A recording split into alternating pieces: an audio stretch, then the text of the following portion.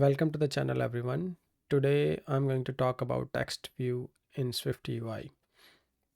Text view is one of the views that you are going to use mostly in your SwiftUI because you need to display different text in different fonts, different weights. So we will see how we can manipulate text and use different modifiers of text. I'm not gonna go through all the modifiers of the text view, but we will go through one of the views which you are going to use regularly. Also, we are going to talk about localization and how you can use localization with your text view. So let's get started. So I have already added a text view which has this text, and then let's say you want to change the font, and this is the title, so you can change to different titles here. So let's change the title, and then you can see your view has changed. And maybe you want to change it to be bold, so you can do bold. So there are some modifiers which gives you ability to control the behavior at runtime. For example, if we see bold, so you can see that it takes a property is active. So if I say false, then it's not bold, and if I say true, then it's going to be bold.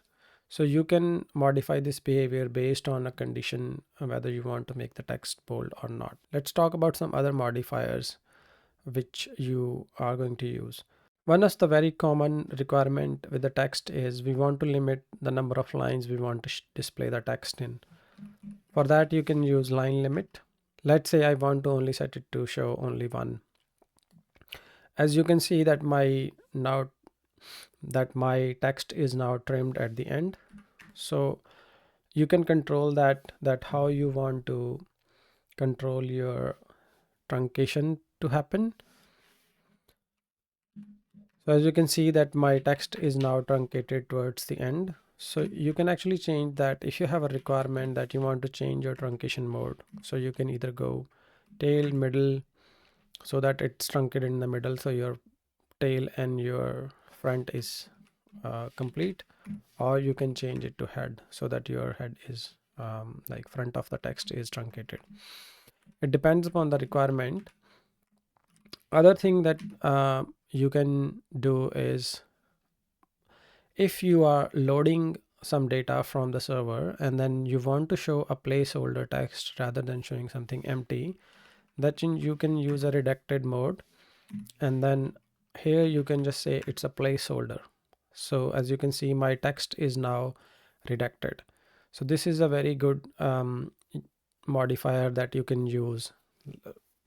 The redacted modifier works on different views. So if you have group of text, then you can apply it on the outer v stack so that it will redact all the views inside it. So I would suggest you to play around, create some views with different combination and use redacted and see how it works. These are the few of the modifiers that I wanted to talk about, but text give you a lot of flexibility to play with. I would suggest try and go through these different modifiers. These are the list of modifiers is very big because they usually apply on a view because text is a view. But as you go through the list, you would understand, okay, which one will apply. Let's say button style. This one is not applied on a text because it's a button style, but we know that foreground color does. And if we say red, you can change the foreground color. So I would encourage you to go through this list and try and play with these different modifiers which you think can be applied on a text. Another requirement you may face is, like, let's say part of your text you want to show bold. So what you can do is, let's say I want to just show this one in red. So what I can do is actually I can split this into multiple text views. For this I will use a plus sign, a text again, and I'll put this one and then plus text again.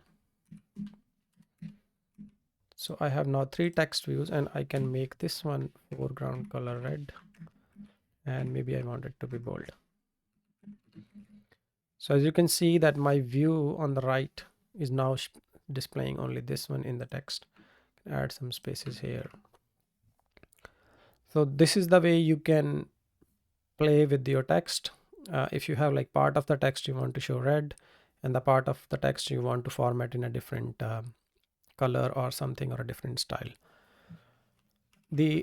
As we are now modifying the text, your text view also support attributed string. So if you just have to change something in a bold or italic, so you can actually create an attributed string.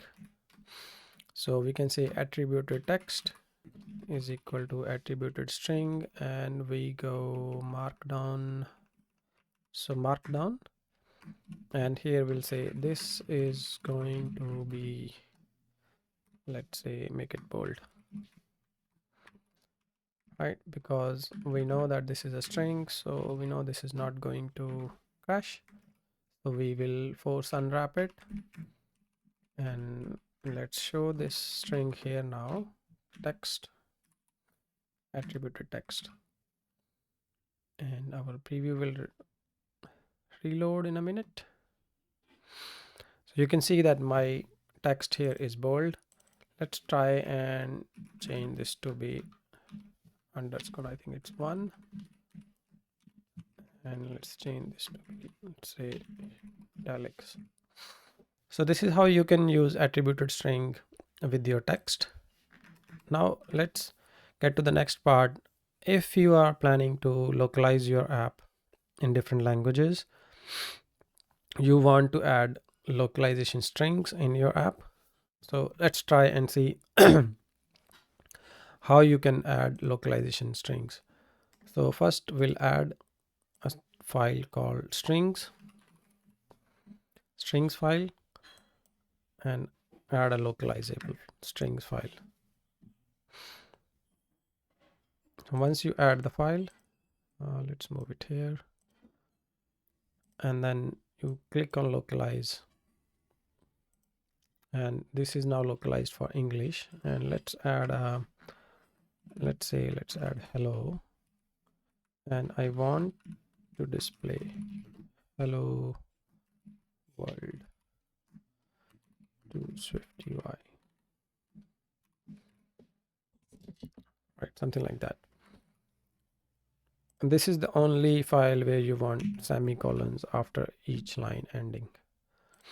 Now let's go back to our file, and let's say text hello.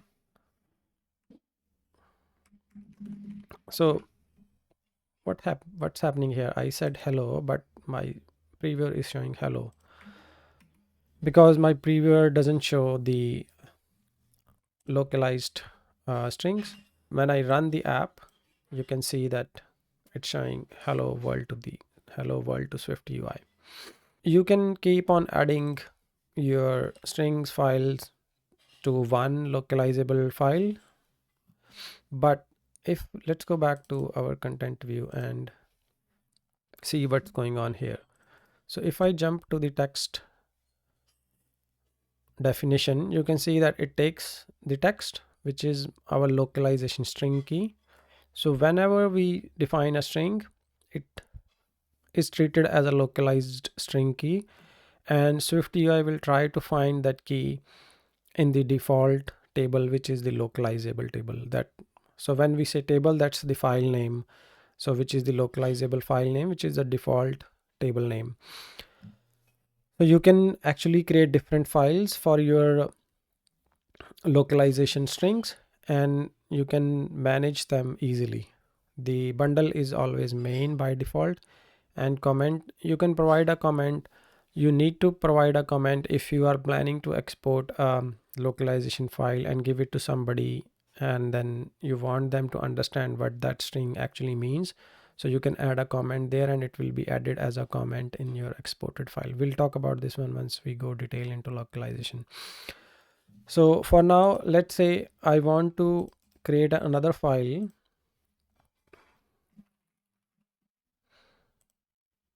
and this time I want to call it login. I'll do the same thing again, localize it.